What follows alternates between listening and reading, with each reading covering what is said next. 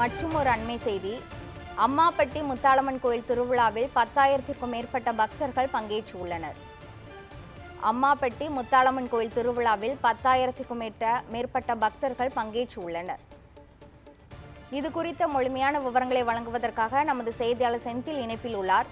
செந்தில், இது தொடர்பான முழுமையான விவரங்கள் என்ன, பதிவு பண்ணுங்க. வணக்கம். மதுரை கல்லுப்பட்டி அருகே உள்ள அம்மாப்பட்டி கிராமத்தில் 7 ஊர் இணைந்து சப்பர திருவிழாவானது நடைபெற்று கொண்டிருக்கிறது.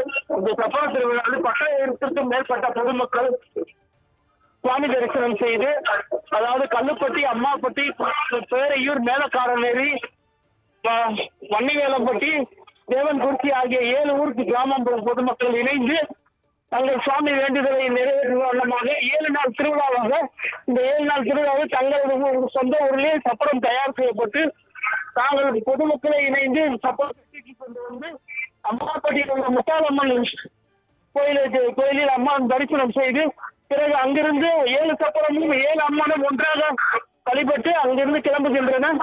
இதில் கல்லுப்பட்டி பகுதியை சேர்ந்த 10,000க்கும் மேற்பட்ட பொதுமக்கள் சுவாமி தரிசனம் செய்துள்ளனர்.